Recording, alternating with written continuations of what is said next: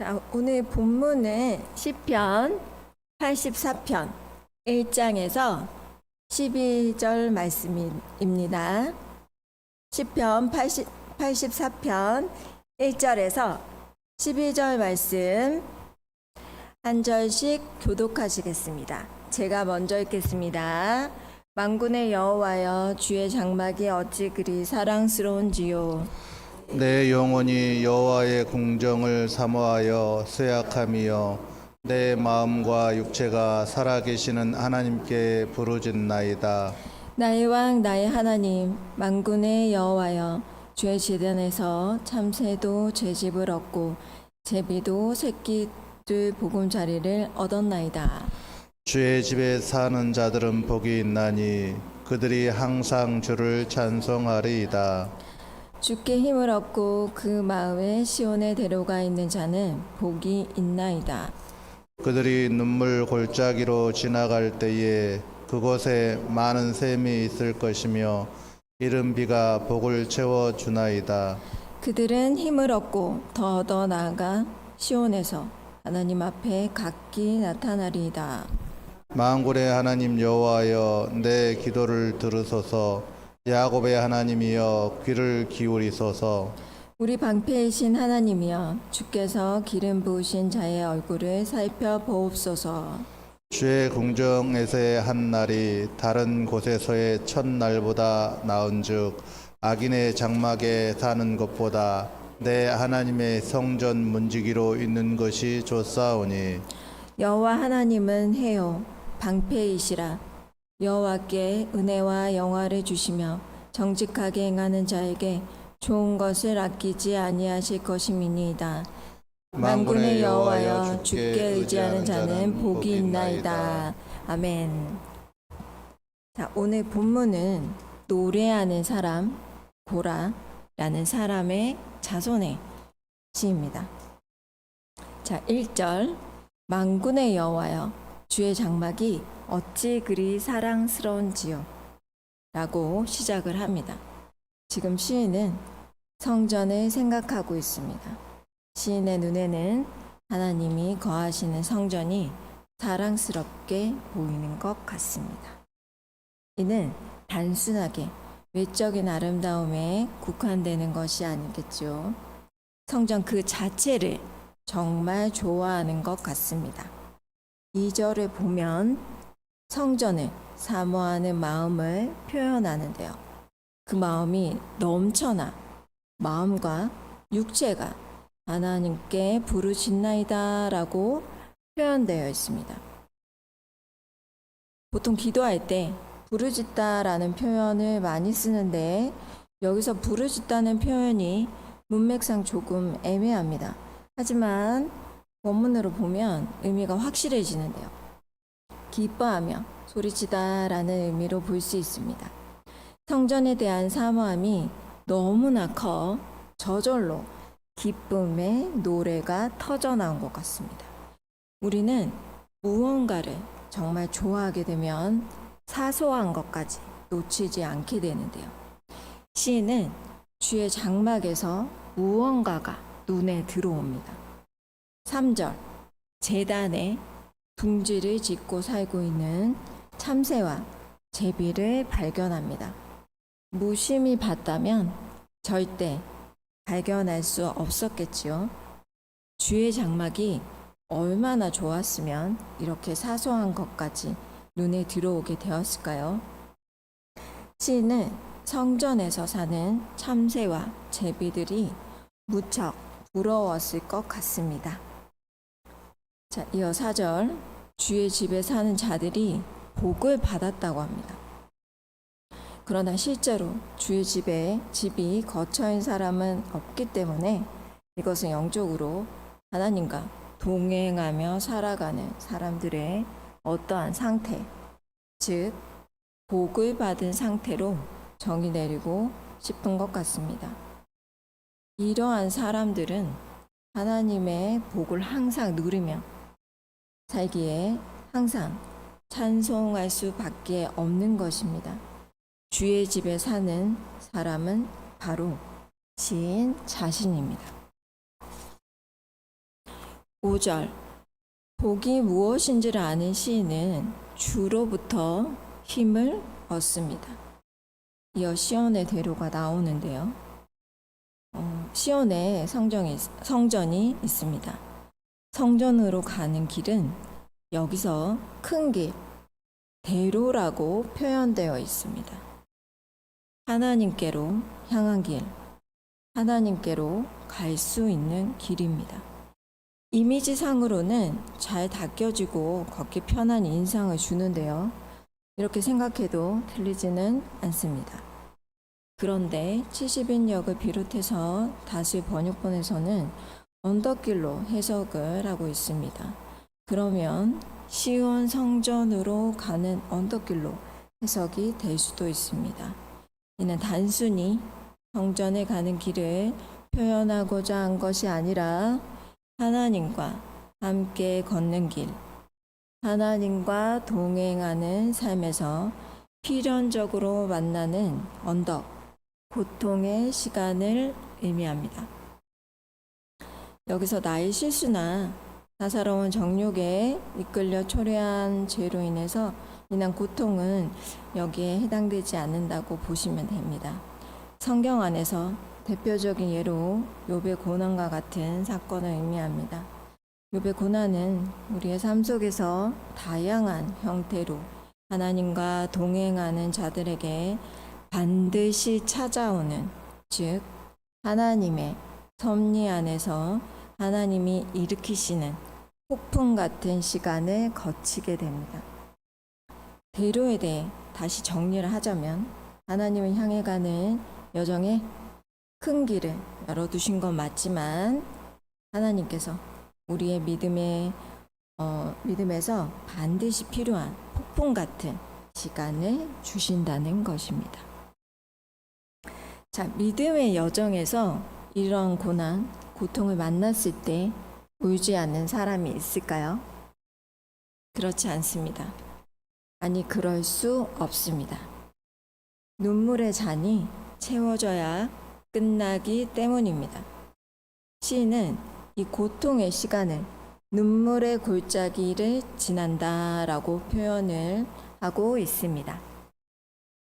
자, 이어 지금 우리가 보고 있는 개역개정에는 그곳에 많은 샘이 있을 것이며 라고 되어 있습니다. 다시 읽어보겠습니다. 그들이 눈물 골짜기로 지나갈 때에 그곳에 많은 샘이 있을 것이며, 그렇다면 골짜기를 지나갈 때 주변에 많은 샘이 보일 것이라는 뜻으로 해석하기 쉬운데요. 70인역을 비롯해서 다수의 번역본에서 전혀 다른 의미로 해석을 합니다. 그들이 그곳에 많은 샘을 만든다. 그들이 그곳에 많은 샘을 만든다라고 번역을 합니다. 그렇다면 그들이 눈물의 골짜기를 지나갈 때 그들의 눈물이 모여서 많은 샘들을 만든다는 의미가 됩니다. 이 많은 샘들을 왜 만들어져야만 할까요? 예전에 즐겨보던 유튜브 영상이 있었는데요. 새들이 많은 사는 숲속에 넓고 낮은 또 큰 그릇에 물을 떠다 놓고 누가 와서 먹는지를 확인하는 영상이었습니다. 각종 새들과 다람쥐, 청설모, 토끼 등 산속의 동물들이 예상보다 더 즐겨 찾는 모습을 확인할 수 있었는데요. 샘도 마찬가지입니다. 하나님은 눈물 골짜기를 지나는 각처에서 모인 믿음의 사람들의 눈물을 모아서 이후 그곳을 지나게 될 또 다른 사람들을 위해 샘을 만드신 것입니다. 최근에 폭사 소가수다라는 드라마 많이 보셨죠? 주인공인 애순이 태풍이 몰아치던 날에 막내 아들을 잃게 되는데요. 살 의욕을 상실하고 누워만 있는 어느 날 돌아가시기 전에 엄마가 당부했던 말이 생각납니다. 그리고 곧 일어나게 되는데요. 엄마의 말은 이렇습니다. 살다가 꼭 죽겠는 날이 오거든 가만히 누워있지 말고 죽어라. 죽어라 발버둥을 쳐 이불이라도 꺼내다 밟어 밥 갈아엎고 품이라도 팔러 나가. 나는 안 죽어. 죽어도 살고야 만다. 죽어라 팔다리를 흔들면 검은 바다 다 지나고 반드시 하늘 보여 반드시 숨통 튀어. 엄마의 고통의 시간은 이렇게 지나갔고 애순의 고통의 시간도 이렇게 지나가게 됩니다. 먼저 눈물의 골짜기를 지난 사람들의 고통의 시간은 훗날 그곳을 지나는 사람들을 돕는 셈이 되는 것입니다. 많은 셈이 고난을 당한 자들이 만들어내는 것이라면 이른 비는 하나님 편에서 베풀어 주시는 것입니다.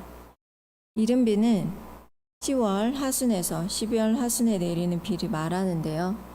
늦은 비와 짝으로 잘 나옵니다. 참고로 늦은 비는 3월부터 4월까지 내리는 봄비를 말합니다. 영어 성경과 개역 개정에서는 이른 비로 번역을 했지만 원문에서 이른과 상응하는 단어가 없고 문맥상 특정된 비로 해석하기에는 매끄럽지 않아서 그냥 비로 해석하는 것이 나을 것 같습니다. 이 비의 실체는 6절에 나와 있듯이 복을 의미하는데요. 복은 베라카라는 명사를 사용했는데요. 축복, 예물이라는 뜻을 가지고 있습니다. 여기서 축복은 번영이나 생명력을 가져다 주는 의미로 생명시 되시는 하나님만이 주실 수 있는 것이기도 합니다. 7절, 이런 사람들은 하늘에서 공급되는 힘을 지속적으로 얻어 끝내 하나님 앞에 각기 서게 됩니다. 이것은 당연합니다. 왜냐하면 이 눈물 골짜기를 지나는 시간에 하나님과 가장 밀착되어 있기 때문입니다. 그렇기 때문에 힘을 얻을 수밖에 없습니다. 하나님께 밀착되어 있는 시간 동안 하나님이 어떠한 분이신지를 알아가게 됩니다. 우상을 믿는 사람들은 상상도 할 수 없는 일이죠. 하나님과 함께 하는 동안 어느새 골짜기는 다 지나가고 이전에 몰랐던 하나님만 마음에 남아있게 됩니다. 자, 8절과 9절은 시인 자신이 아닌 기름 부은 자를 위해 간구합니다.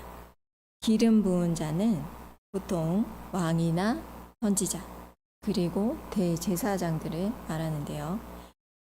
여기서는 왕으로 보시면 됩니다. 9절에 시인은 먼저 우리 방패이신 하나님이여 라고 선포하는 것으로 보아 키워드는 안전입니다. 당시 왕과 백성은 하나로 묶여져 있으므로 왕의 영적인 상태나 왕의 현실적인 상황은 백성들의 상태로 보아도 무방합니다. 시인은 자신의 현실적인 방패가 되어줄 왕이 영적으로나 육적으로나 하나님의 돌보심을 받기를 원합니다. 이 현실적인 방패의 왕도 실제적인 방패이신 하나님의 도우심을 받아야 하기 때문입니다. 그래야 자신의 현재의 상황이 그대로 유지되어 오직 하나님만 바라보며 살 수 있기 때문입니다. 또 포가수다 얘긴데요. 애손이 글짓기 대회에서 쓴 글을 엄마가 읽게 됩니다.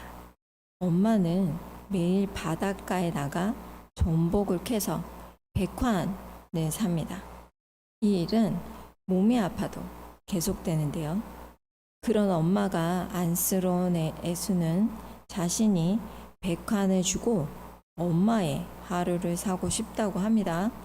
자, 엄마를 쉬게 하고 싶으니까요. 자, 딸의 마음을 읽은 엄마는 큰 감동을 받습니다. 빨리 커서 자신에게 매일 백환을 주라고 합니다. 그리고 진짜 속내를 이어 말하는데요. 나도 쟁이 내 새끼만 쳐다보고 살아보게. 시인은 지금 상태만 유지된다면 계속해서 하나님만 쳐다보고 살 수 있을 거라 생각한 것 같습니다. 전쟁과 같이 갑작스럽게 발생하는 위험한 상황, 즉 자신의 의지와 상관없이 어떤 상황에 휩쓸려서 하나님만 바라볼 수 없는 상태를 염려하는 것 같습니다. 자, 우리 방패이신 하나님이여라는 표현은 또한 신 자신이 누구를 진정한 방패로 생각하고 있는지를 고백하는 것이기도 합니다.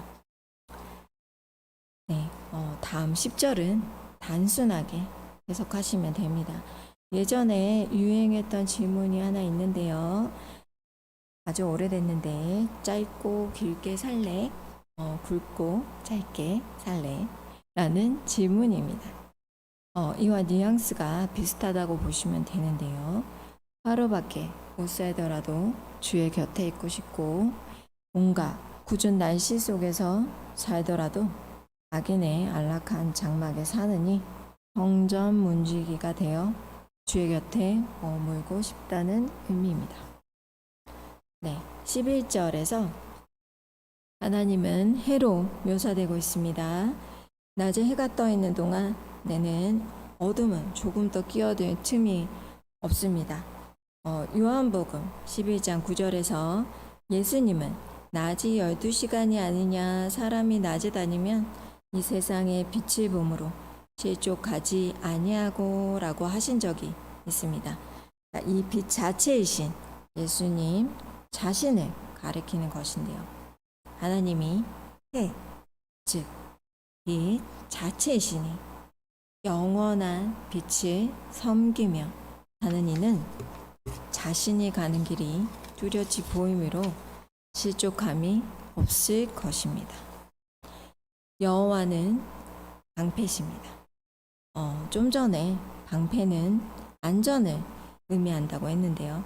이는 생명과 직결된 것으로 우리의 삶에 매우 중요한 요소입니다. 자, 또 구절 보시면 하나님은 은혜와 영화를 주십니다. 하나님의 은혜를 받아본 자는 하나님을 바라볼 수밖에 없습니다. 영화는 영광이나 명예를 가리키는데 높은 명예의 상태로 보면 되실 것 같습니다. 그렇다면 높은 명예의 상태는 이렇게 해석될 수 있습니다. 자, 하나님의 은혜를 어떻게 받을 수 있는 건가요? 하나님이 먼저 그 사람을 아셔야 합니다. 그리고 오래 지속적으로 지켜보셔야 그 사람의 필요를 아실 수 있다는 것입니다. 은혜를 받기 전에 하나님과의 관계에서 하나님의 관심이 반드시 선행되어져야 한다는 것입니다. 한번 상상을 해보세요. 한나라의 대통령이 국민 중에 한 사람이 뿐인 나에게 관심을 드러낸다면 어떤 기분이 들까요? 굳이 얘기하지 않아도 다 아시겠죠? 네. 그런데 우주 만물을 지으신 분이 시인인 자신에게 관심이 있으시니 높은 명예의 상태, 즉 영광스러움을 느낍니다. 자, 이어서 정직하게 행하는 자라는 표현이 나옵니다. 자, 탐임이라는 형용사가 쓰였는데 완벽한, 완전한 뜻을 의미합니다. 또 행하다는 원문에서 걷다, 길을 가다 라는 의미를 지닌 하라크라는 동사가 사용되었습니다. 자, 그렇다면 완전하게 걷다, 완전하게 길을 가다 라고 해석할 수 있습니다. 시인도 죄인으로 태어났을 텐데 어떻게 이렇게 완전하게 자신의 길을 걸어갈 수 있을까요? 자, 해답은 다음 절인 12절에 나와 있습니다. 주를 의지하는 자, 즉 주를 신뢰하고 믿는 자만이 완전한 길을 갈 수 있습니다. 자, 이런 자에게 하나님은 좋은 것으로 그 사람의 삶을 풍요롭게 채워 주십니다. 자, 2절 다시 한번 다 함께 읽어 보시겠습니다. 2절 내 영혼이 여호와의 궁정을 사모하여 쇠약하며 내 마음과 육체가 살아계시는 하나님께 부르짖나이다. 지금까지 살아계신 하나님과 함께 동행하는 시인의 고백이었습니다. 이런 시인처럼 하나님과 동행하며 사는 삶의 노래하는 여러분 모두가 되시기를 소망합니다. 기도하시겠습니다. 감사합니다. 예수 그리스도의 십자가의 사역으로 말미암아 하나님과 화목하게 된 저희들, 본문의 시인처럼 하나님만을 사랑하고 바라보며 살아가게 하시고 하나님이 주시는 은혜만을 가치게 여기며 세상에 기웃거리지 않게 하여 주시옵소서. 감사드리며 예수 그리스도 이름으로 기도드렸습니다. 아멘. 자, 주기도문으로 예배 마치겠습니다. 하늘에 계신 우리 아버지여, 이름이 거룩히 여김을 받으시오며 나라가 임하옵시오며 뜻이 하늘에서 이루어진 것 같이 땅에서도 이루어지이다. 오늘날 우리에게 일용할 양식을 주시옵고 우리가 우리에게 죄 지은 자를 사하여 준 것 같이 우리 죄를 사하여 주시옵고 우리를 시험에 들게 하지 마시옵고 다만 악에서 구하시옵소서. 나라와 권세와 영광이 아버지께 영원히 있사옵나이다. 아멘.